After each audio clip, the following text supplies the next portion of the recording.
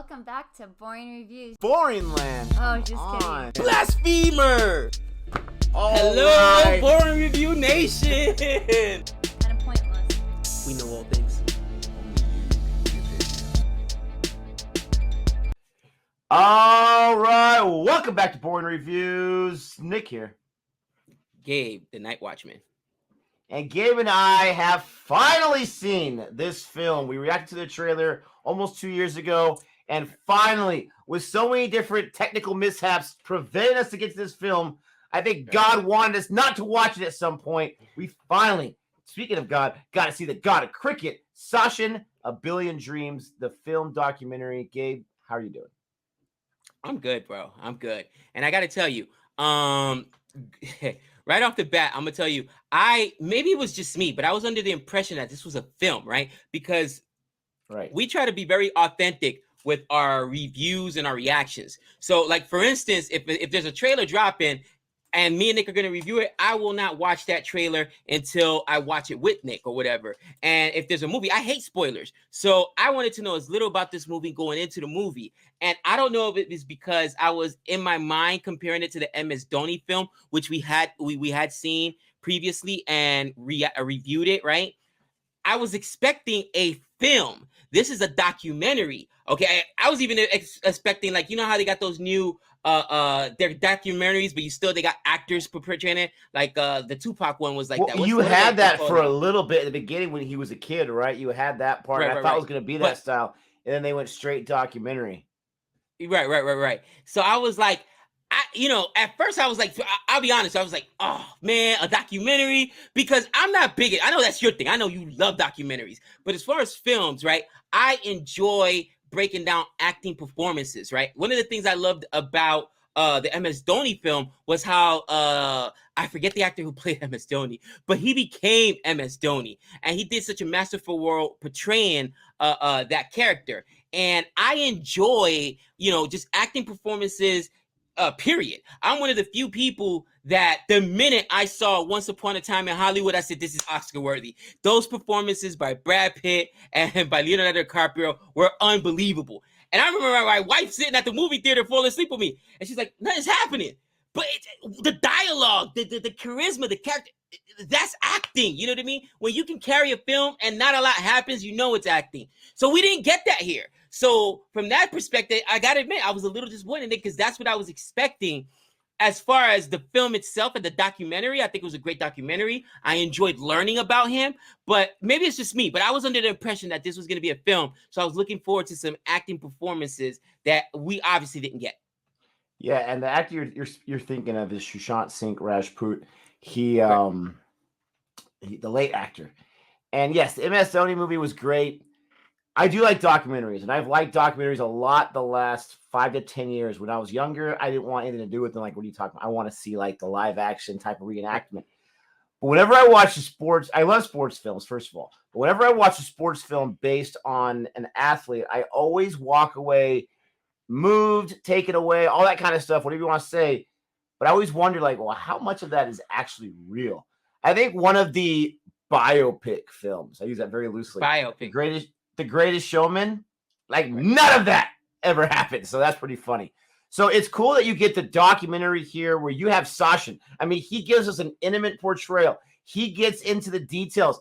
At one point, he's talking about when they asked him to be captain the second time, and he's like, I did not want to do it. I told him I didn't want to do it. And then the guy, I'm assuming from the BCCI, he's like, I don't know why all you guys are asking this question. Of course he wants to do it. Why is this even coming up right now?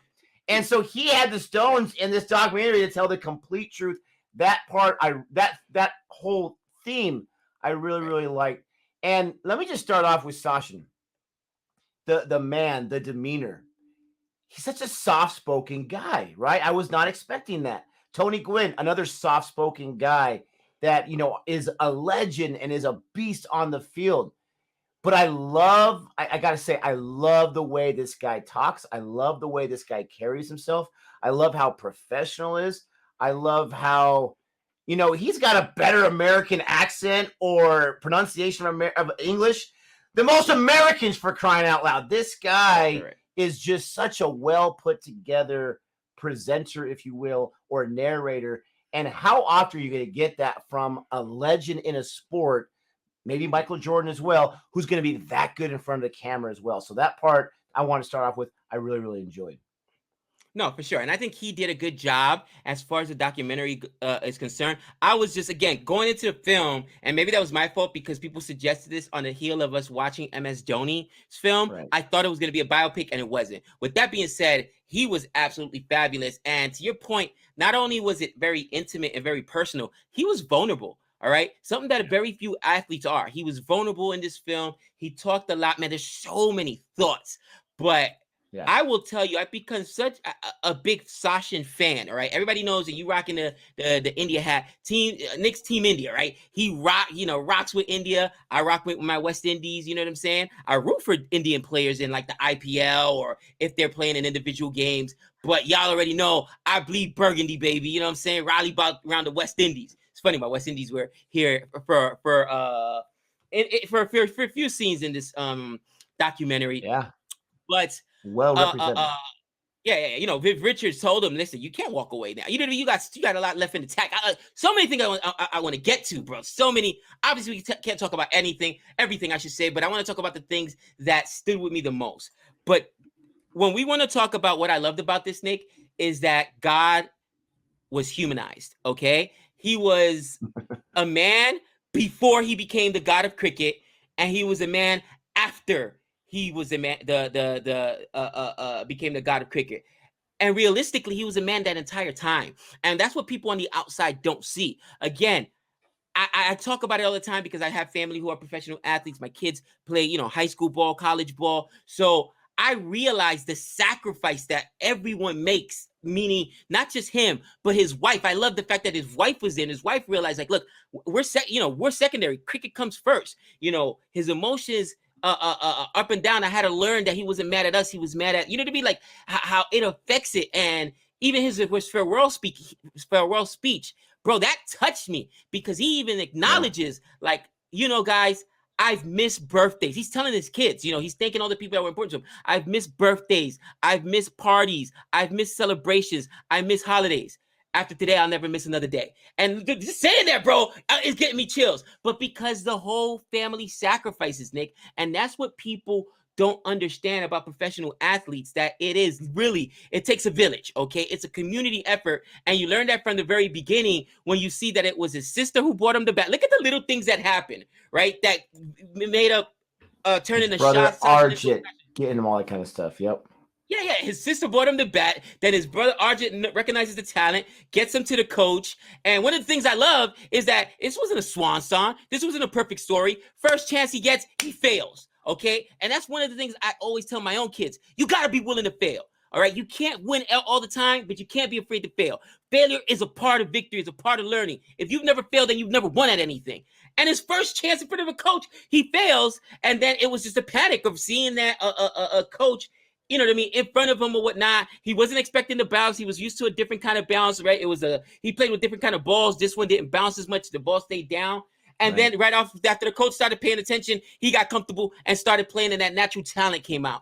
But I love the fact that they also covered so many of his failures, Nick, because so many people just think of Sachin, 110th century, god of cricket. But they covered all his failures. They covered his failures of captaincy, stepping down, getting stripped, which, by the way, shame on you, BCCI. Bro, how do you do that? That, to me, was the one thing unheard of. It happened a lot with Indian captains. And let me just go back a little bit. When I was watching that scene where the sister brings the bat, and I'm thinking, like, if I was her, I'd be like, you owe me some royalties, Sachin, because who knows? Now, there might be more of the story. Maybe he was already playing cricket. He didn't have his own bat or something like that. But I saw that, and I was like, wow. That, since you mentioned the speech, full circle, he talked about the coach, and the coach said, the coach would never tell me I did a good job. Well done. Right. Because he didn't want me to get a big head. Complacent, Hopefully, I've done enough in his favor to get that well done now. I thought that was so awesome. He mentioned his dad. He mentioned his wife. He mentioned his kids.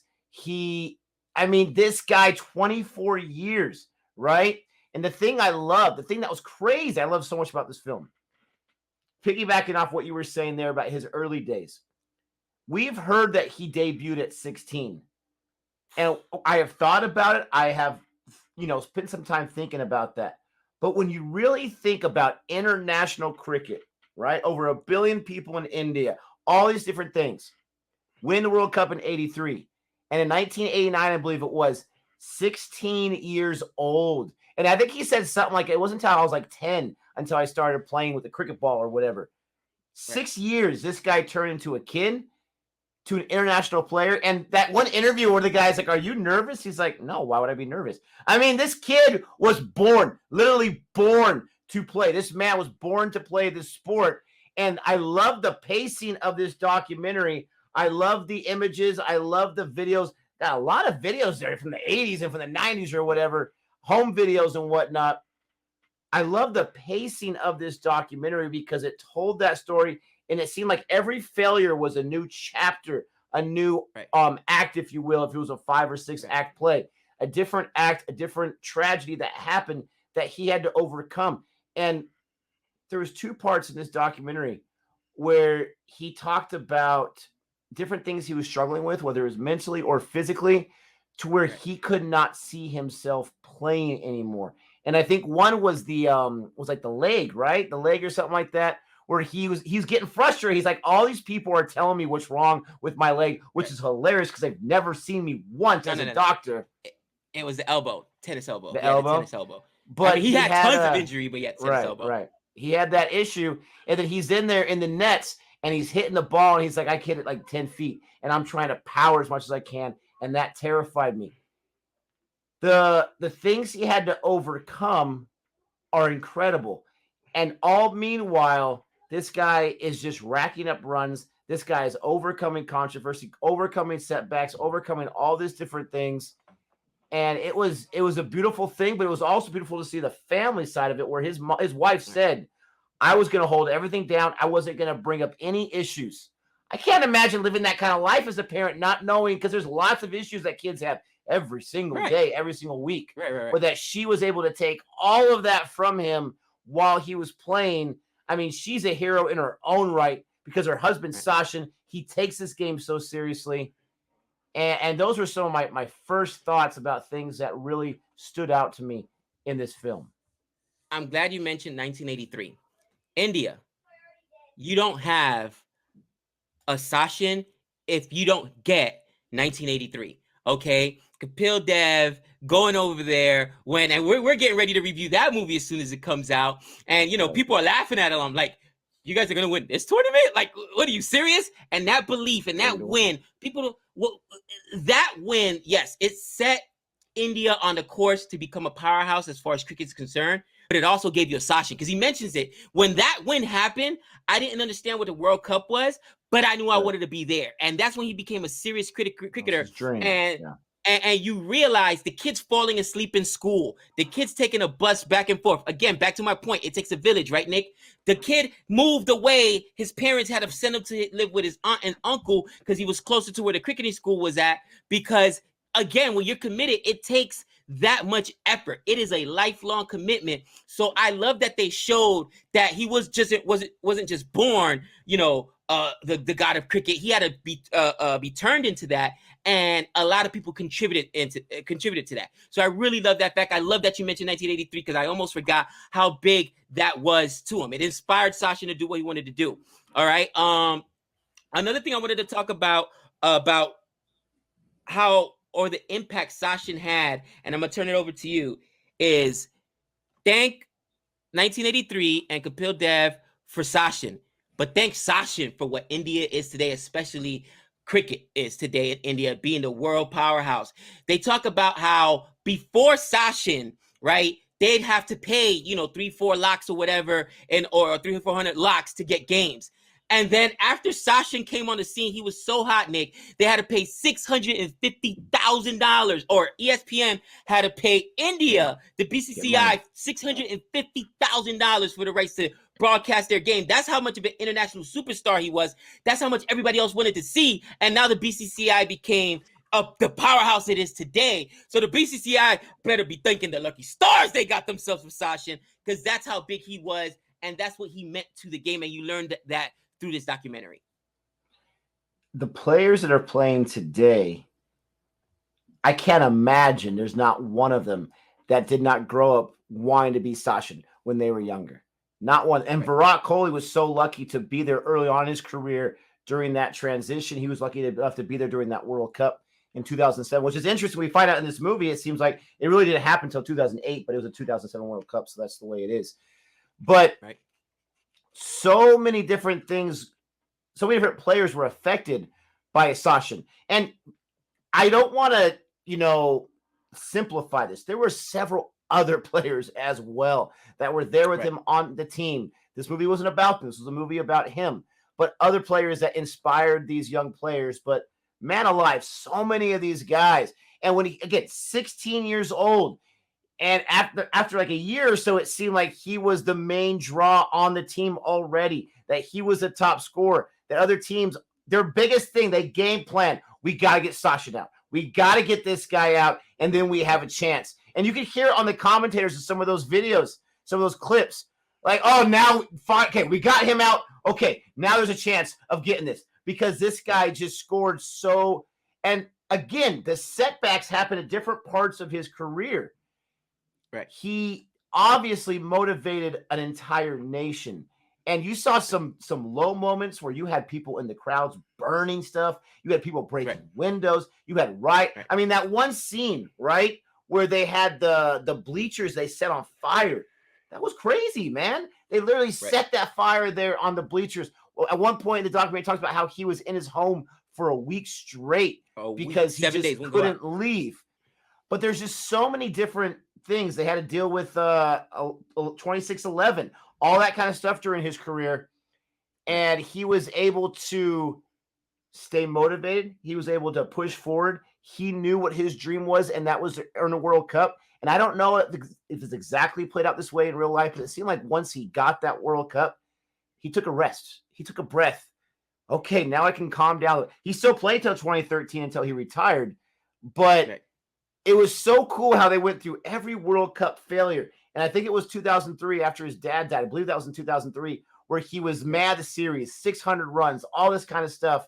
But all he cared about was getting that World Cup. And what did they ask about, like the golden bat? And he said, like, I don't have that. All I care about is the other trophy. I don't care about that nonsense. He said golden bat. Oh, you mean the one they get? Yeah, that was awesome. I'm glad you touched on that because that was like, that shows you that to him. And you got to see Harsha Bogli does a lot of commentary here. And he said, I've been following this guy for 20 plus years, 22 years. And I've never seen him as exuberant as when he finally won that World Cup, right? But he won man of the match several times. He had over 600 runs. Man of the match, bro. Man of the tournament. Yeah. And he's like, I don't what that? I don't care about the goal. Like that was just, and not that he was being disrespectful, but that he didn't accomplish the goal. So it proved that it was not just about him. It was about the goal of winning the World Cup for India. He wanted to represent India. I wanted to go back to talking about 16 years old. You mentioned this earlier, right, Nick? At 16-year-old, you're right. Any 16-year-old is hard pressed to make a debut on an international stage. Forget about professional stage, but international stage. But then you make it against Pakistan, hated rivals, okay? All the political turmoil, all the stuff that goes on with that. And you talk about the implications of this game.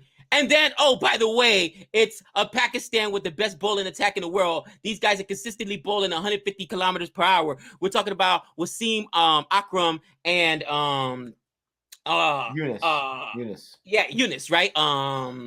Is it Waqar Yunus? And Waqar Yunus is like, we wanted to give him a welcome to the game. And immediately, like first ball, bouncer, whole lat cousin, puts it up in his chin. And then I loved, even though once again he failed, all right, went out for 15 on 24 for debut. I guess, I mean, that's better than Rory Burns, who just got out of the duck and the I would celebrate that. Yeah, 50. But still, to him, that's failing, right? That, bro, his second match, half century. So that just shows you in his mind he failed. But he wears the shot, and I love what he said. He said after that, I was fearless. I got no fear. And that's what players got to do sometimes. You got to face the worst that could possibly happen to you on the field, whether it's getting knocked out if you're boxing, whether it's, missing the game-winning shot, the game-winning field goal, whatever, so that now the worst has happened. Once the worst has happened, I got no fear in my heart. And I love that he said that, Nick, and that just stayed with me. So I'm glad that you talked about the impact of him debuting at 16. But bro, you're debuting against the hated rivals Pakistan, against the best bowling attack in the world. Oh, by the way, it's in Qatar, or is it Karachi in Pakistan?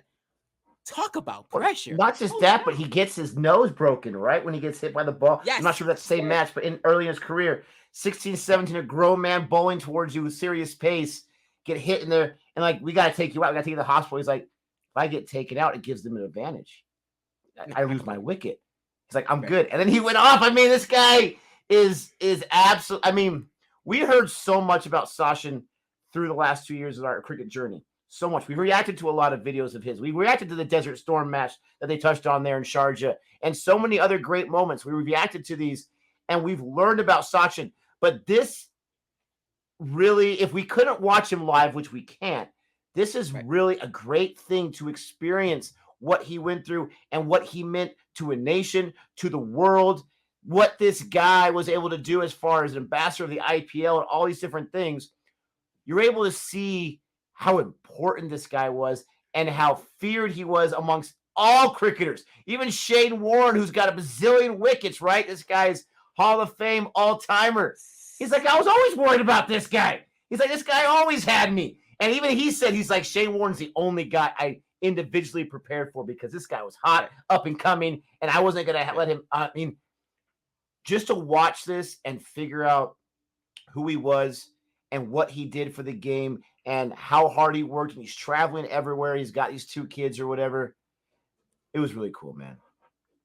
No, for sure. And it's funny you talk about the Shane Warne situation. He's like, I usually practice for grounds and conditions. I don't practice for specific players. But Shane Warne was such a different animal. I had to practice for him. So that's a lot of respect. But on the same token, Shane Warne took this cap and said, dude, he gave me nightmares. This guy gave me nightmares. And you had Ricky Ponting, who in his own right is a legend, saying, bro, every single cricketer, I don't care if you're English, Australian, South African, West Indian, at that point, everyone grew up wanting to be Sachin, because he was an international superstar, Nick.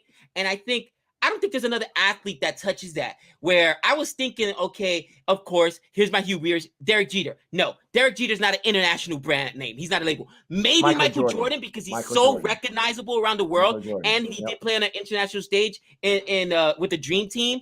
But still, Michael Jordan was not loved by his foes. He wasn't loved by his enemies. Even his enemies were like, I turned those guys was like, man, he's, you know what I mean? His teammates, right? Sachin, his teammates. You know what I mean? Yeah. Oh, I want to talk about that. So I'm glad that you mentioned that. Talking about some of his failures. Some of his failures weren't of his own doing, and some of his failures come because of the human flaw that we have. Okay, it's one of the deadly sins. Okay, envy, and we saw that in some of the players, the veteran players that was there. Mohammed Azumin, is it? How do you pronounce it? Mohammed. Wow, I always. I'm not going to correct you on that one.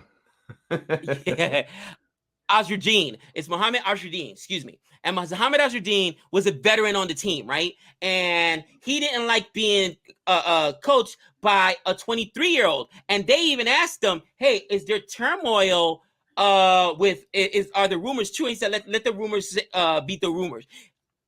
Sachin was too humble to call him out, that they weren't following his directions, that they weren't leading, that they were causing turmoil in the locker room, but it was obviously there, okay? And that led to his first failure as a captain. Again, I love how much of his failures they captured, Nick, because it shows you how hard it is to become great and how much you have to fail in order to succeed. But that was not on his failure of his own doing. That was also failure because his teammates were too envious at this. And I get it. If you're a veteran, right, and you're Mohammed Azruddin and some of these other guys who's been there for years, and now all everybody cares about is this young 23-year-old kid, and he's giving you orders, telling when you are going to field, where you're going to bowl, when, you know what I mean, you're going to feel some kind of way about it. And it takes a mighty big man to swallow that humbleness, and very few people could do it. And obviously, some of his teammates at that point weren't able to do it. He lost his captaincy. That pissed me off to no end, Nick. You call me. You give me the respect as a man and say, Gabe, it's not working out. Nick, it's not working out. You're too young. We shouldn't have given it to you. He found out through the press. He didn't even know. Nick, how do you do that to him? You take it from him and don't even give him a call? What were they thinking? That just to me is dumb. How would he wasn't the only one that happened to? Can you believe that? No, I'm dumbfounded. How? The disrespect, the level of disrespect is I find out from reporters that you strip me of my captaincy and you say this is par for the course. This is just what they do. That's uncalled for. And I know that Brock Coley's going through some stuff right now, and you can see that there's very little patience in the BCCI for failure when it comes to it. But show these guys some respect. They have families. They've sacrificed a lot. To just do that way, I think that was the most disrespectful thing that happened. That and what you mentioned earlier, that then they give it to him after he says, "No, I don't want it. You take it. I don't want it. No, you taking it. Done. I don't want it."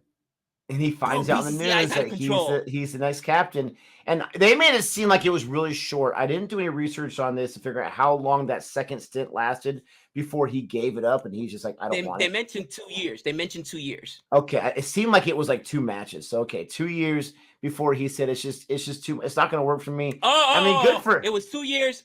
I don't mean to cut you off. It was 2 years from the time he lost it to they gave it back. And then, it was a few matches once he had it. And then gave it up again. That's what they made it seem like. It was just a few matches. Maybe it was a little longer. But I'm always obsessed with numbers, right? I want to give you a few numbers about Sachin because this is just incredible. A little more perspective, knowing cricket a little bit better now. This guy, it said in the video that he got his 35th century and he surpassed Sunil, right? And one guy's joke, I think it was Sunil, said like, now go get 100. Sunil was joking, right? Go get 100. And so he got that 35th in 2005, right? He retires in 2013. He got 65 in the next 8 years. Supposedly 8 years, when he's supposedly in the twilight of his career. The last 8 or 9 years of his career, he got 65 centuries. 49 of those were in ODI. ODI, that's tough to get a century because you only get 50 overs, right? And I get it. If you last long enough, you're going to get that. But this guy, 35,000 runs. You know who's second place on the runs total? He got 34,357.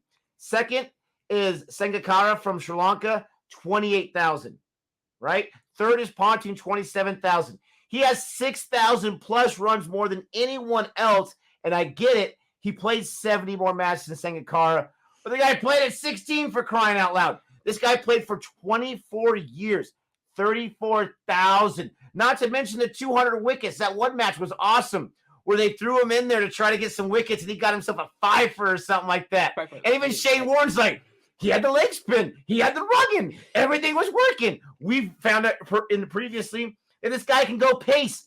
There's nothing this guy can't do. And talking about all those accolades, talking about the 100 Test centuries. Oh, and by the way, one more thing I want to talk about. 200 runs in an ODI match. He was the first guy to do that. Okay? The very, very first guy. Oh, I hope I still have this. I don't think I do. I got rid of it. But since then, there has been like 11 or 12 other guys that have done it. Think about that. He was the first to do it in ODI. That's the increase in run input since then, the emphasis on the offense and the run input. And this guy's still leading all-time runs for crying out loud. Rohit Sharma's got 3 double centuries in ODI. That's insane for crying out loud. So he was the first one to do it, and he ushered it in. It's phenomenal when you talk about the mannerisms. You talk about the athlete, the competitor, and the guy who's accumulating all these stats. Right. He's got to be number one, right? Him and Bradman. I mean, he's got to be number 1 or 2. Don Bradman actually comes out in the video and says, "I never watched myself play." Yeah, he said, "I never watched myself play, but I imagine that's what I look like." Like that's how much accolades the great Don. He doesn't compare himself to another Australian batter. It's Sachin because Don Bradman was that great as himself. You know what I mean? Like this guy was internationally beloved. I thought that was super cool. You know, another thing I wanted to talk about, Nick, was through some of his failures. Right, the loss to Sri Lanka, bro.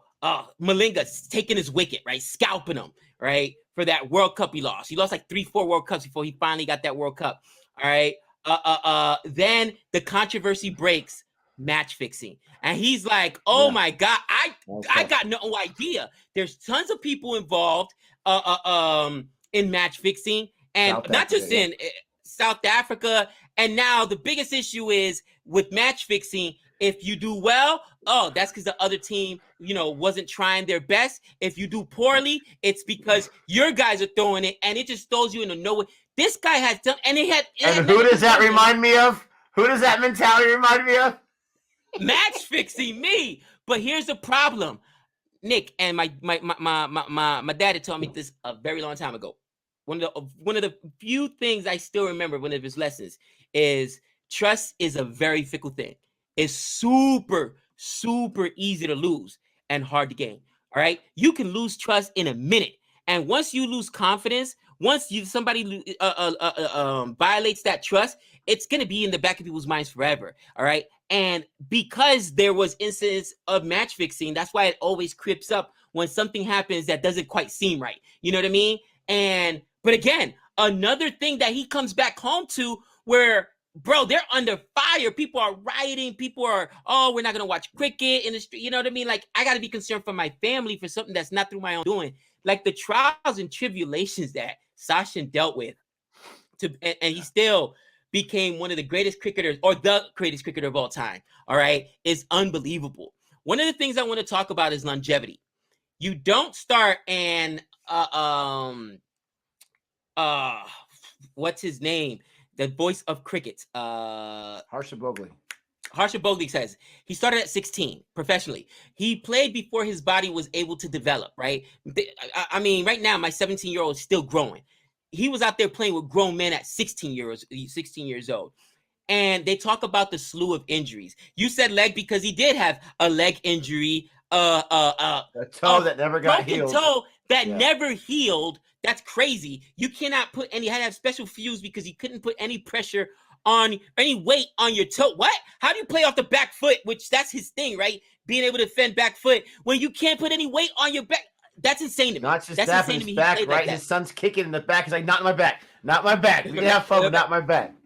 To the point where it's that serious, Nick, that he's always conscious of it. That forget about on the cricket field. He can't play with his kids a certain way. My kids jump on me in the bed. We've done that. My kid still does. Alex, even though he's getting a little old at 10.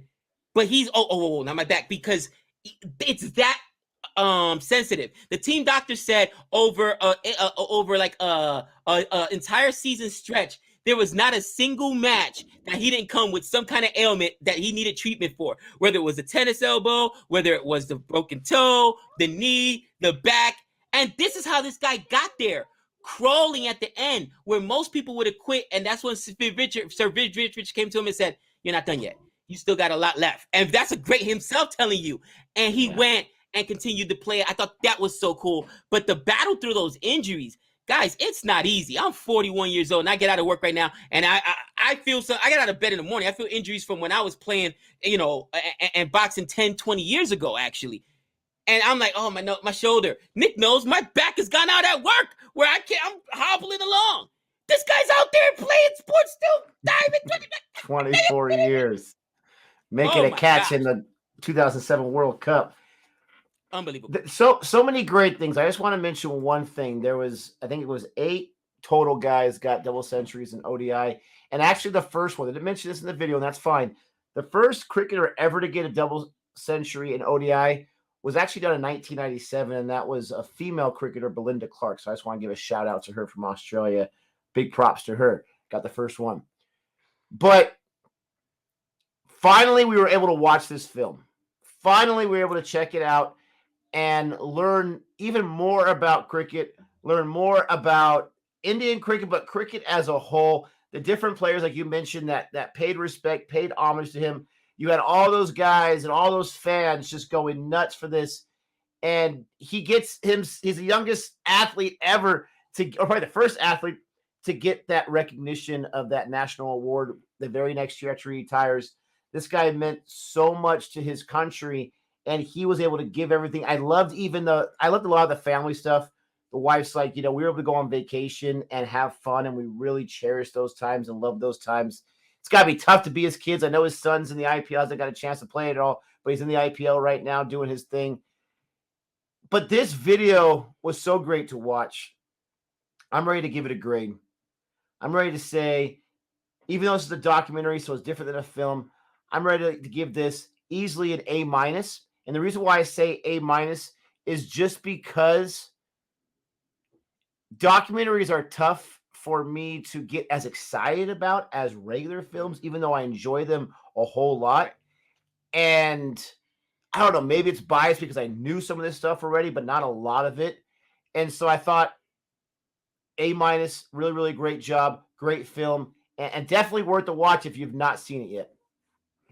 You know, it was tough for me because, like I said, I walked in disappointed, and that kind of tells you never walk into a film or to an event, I should say, with expectations, because I thought it was going to be a film, and I was comparing this to Donnie. But the more and more I talk about this, Nick, I thought I was going to be much lower than you on this, but I don't think I'm that much lower than you, because although it lacked those acting performances that sometimes give you that emotionality, the rawness, the reality, it allowed me to really understand who he was as a player, as a man, and I appreciate more what he's done for the sport, what he's done for the game of cricket.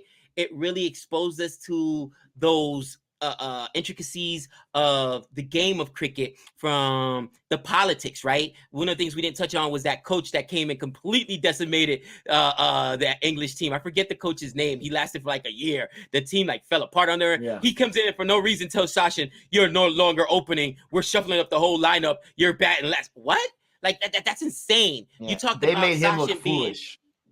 Yeah, you know, you're talking about Sachin being cool as a cucumber, right? Like how calm his demeanor was. You know, one of the things the Aussies, why I love the Aussies and even my West Indies are known for, is sledging. And Nasser, who's a great himself, right? A former English bowler, says it was like, what's the point of sledging Sachin? He's got 102 billion people already in his ear. What can we do to him to rattle him? And that's what it makes you understand the pressure this guy went with, Nick. So for me, I got to give this a B plus. Like I said, I was expecting a film. I was expecting, you know, a great acting performance, but what I got was a true story that made me understand the impact of probably one of the most iconic global athletes in the world. Like I said, the only other person I can even put up there is Michael Jordan because of the impact he has and the recognition around the world. And I have such a deeper appreciation for him as an athlete now than I had before. Man, I'm so glad we finally got to this film. Absolutely. If I think though, and I think that do you think that this was the right approach? Because I say that to say this. MS Dhoni's film was great, but even when I watch MS Dhoni now, right, actual Dhoni who's still playing in the IPL, his demeanor is a little different from how he was portrayed on film.